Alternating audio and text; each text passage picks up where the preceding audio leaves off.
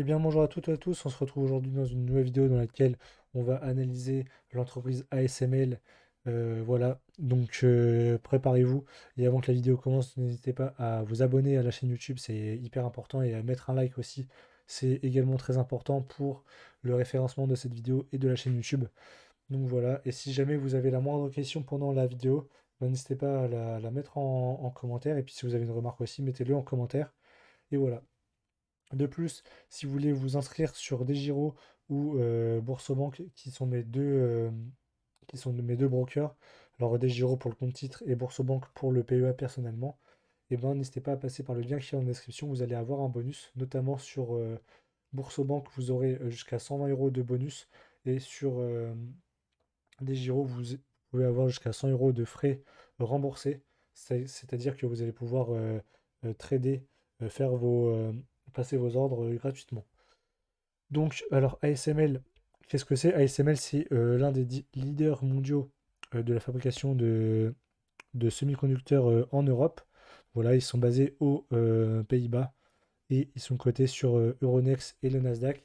C'est-à-dire que comme ils sont sur Euronext et comme ils sont aux Pays-Bas, et ben c'est une entreprise qui est éligible au PEA, comme on peut le voir juste là, et même au PEA PME. Donc c'est incroyable. Donc c'est pour ça que il peut être nécessaire d'analyser cette entreprise pour savoir si ou non il faudrait investir dedans.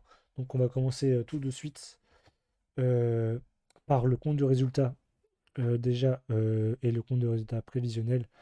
Donc alors comme on peut le voir directement, ce que je regarde moi, c'est l'évolution du chiffre d'affaires. Donc l'évolution du chiffre d'affaires, comme on peut le voir nettement, il est toujours constant.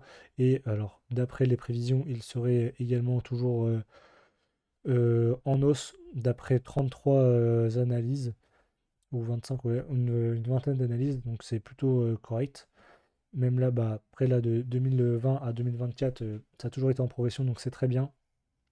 Ensuite, la la marge nette, bon, elle aussi un peu, mais bon, elle est globalement, si on regarde, si on oublie le 2021, elle, elle augmente toujours légèrement, donc c'est très bien.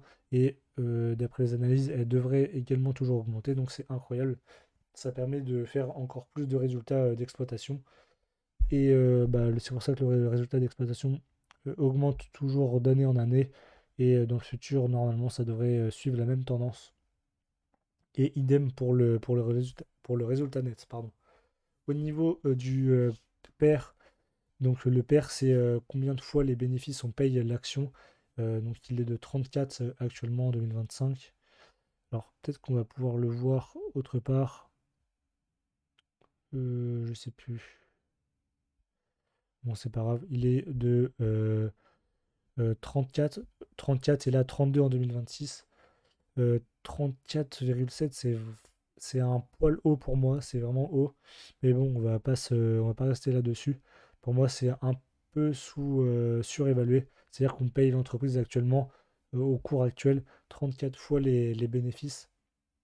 Donc voilà, c'est un peu haut, mais bon, on verra par la suite. Sachant qu'il y a un rendement de 0,88%, donc là, c'est pour le coup, c'est assez bas. Mais on verra ça par la suite. Au niveau du bilan, donc là, bon, au niveau du chiffre d'affaires, on n'a rien à redire. On en a déjà parlé. Au niveau de l'endettement net, donc là, l'entreprise, elle est de plus en plus endettée. Non, pardon, elle est de moins en moins endettée. Elle a sa trésorerie qui est de plus en plus énorme. Elle est passée de 2-3 000 à 9 000, donc là c'est énorme. Je sais pas ce qu'ils vont faire avec cette trésorerie, mais bon, c'est plutôt bien parce que bon, bah, les semi-conducteurs, c'est le futur au niveau de l'intelligence artificielle, et plus globalement de l'avancée technologique. Et ça nécessite néanmoins des investissements assez importants chaque année, et le fait d'avoir une trésorerie enfin, conséquente, c'est un avantage concurrentiel par rapport aux autres. Ça va leur permettre d'investir plus que les autres. Donc voilà, c'est un avantage sur le long terme qu'ils vont pouvoir avoir.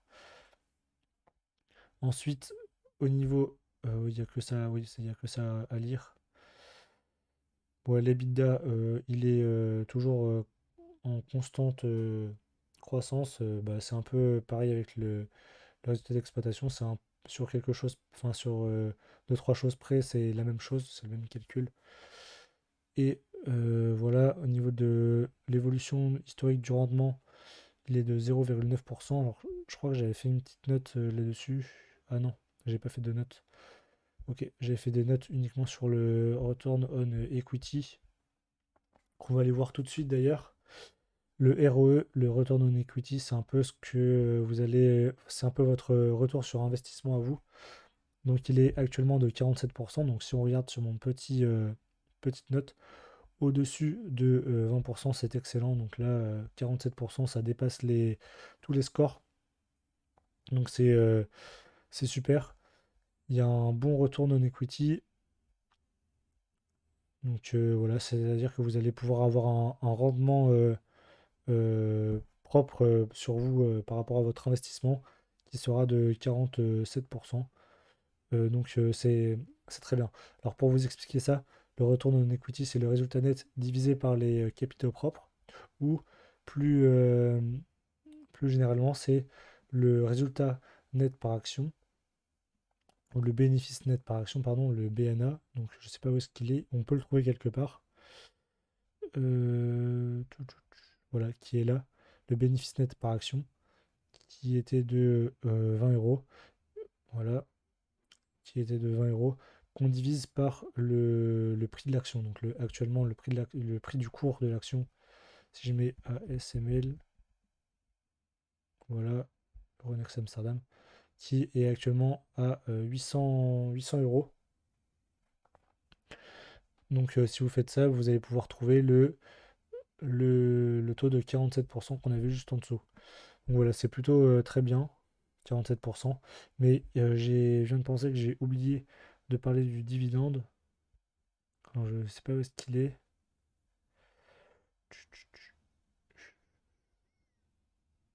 Voilà, le dividende, voilà, par action. Donc actuellement, il est à 6,4 euros. Il augmente tous les ans. Donc c'est super.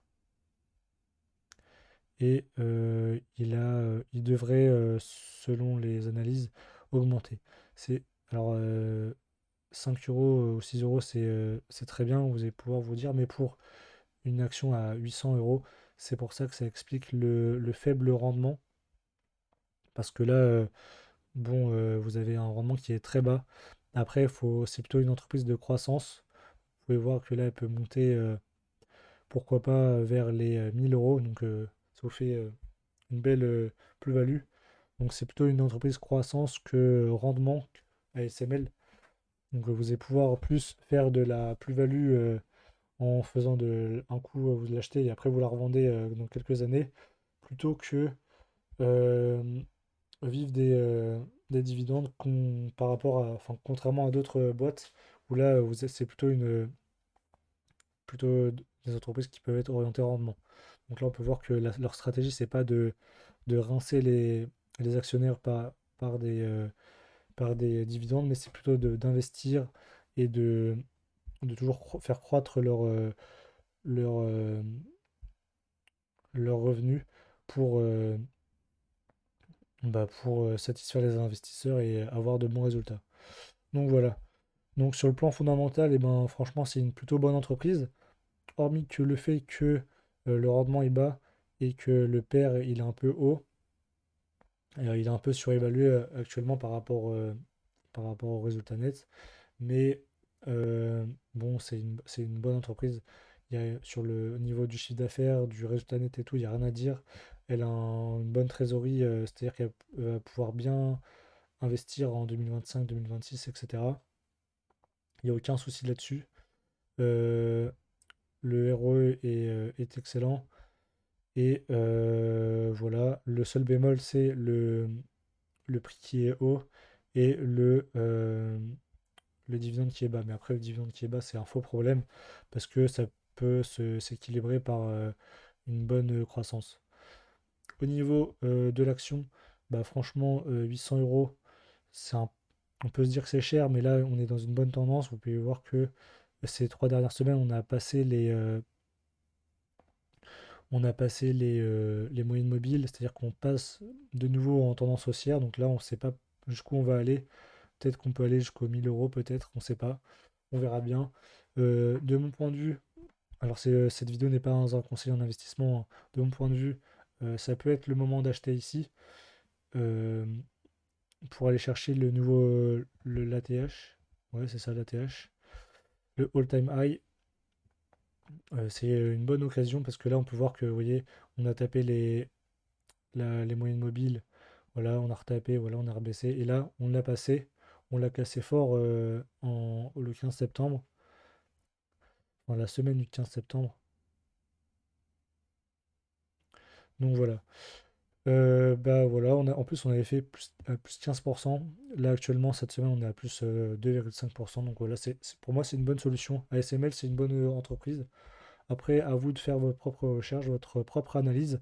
Moi c'est une entreprise sur laquelle je pourrais investir. Mais j'investirai jamais actuellement parce que mon 800 une action à 800 euros ça ferait un trop gros risque par rapport au vu de mon patrimoine actuel. Donc voilà, mais après, si vous avez plus de 10 000 euros de patrimoine, vous pouvez vous permettre d'investir 800 euros dans une bonne boîte qui est ASML. Mais après, c'est pas un conseil en investissement, c'est juste mon avis. Et puis voilà, j'espère que la vidéo vous aura plu. N'hésitez pas à mettre un like, à vous abonner et à passer par mon lien pour faire votre compte Boursorama ou des Giro, ou les deux. Et puis on se retrouve à la prochaine pour une nouvelle vidéo. Allez, ciao!